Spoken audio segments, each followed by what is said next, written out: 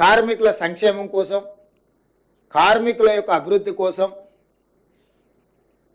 ఆ వచ్చిన లాభాలలో కార్మికులను భాగస్వాములను చేయాలన్న ఆలోచనతోని మా ప్రభుత్వం ముందుకు వెళ్తుంది.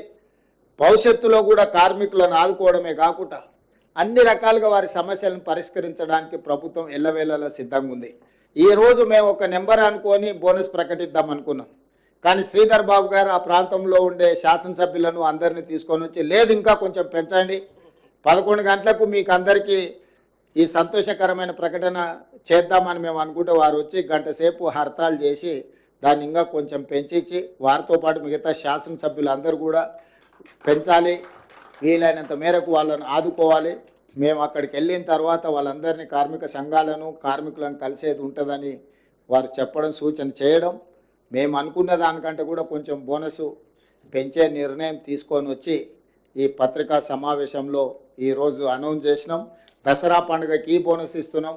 కోల్ ఇండియా నుంచి మన భాగస్వామ్యంతో వచ్చే వాటిని దీపావళికి మళ్ళొకసారి కార్మికులకు బోనస్ ప్రకటిస్తారు. వాటి వివరాలను కూడా కేంద్ర ప్రభుత్వంతో సంప్రదించి బట్టి విక్రమార్క గారు ఆ శాఖ దీన్ని పూర్తి స్థాయిలో పరిగణలోకి తీసుకొని కార్మికుల యొక్క సంక్షేమం కోసం, కార్మికుల యొక్క అభివృద్ధి కోసం, కార్మికుల యొక్క భవిష్యత్ ప్రణాళిక కోసం ఈ ప్రభుత్వం పనిచేస్తుందని తెలియజేయడానికి సంతోషం వ్యక్తం చేస్తున్నారు.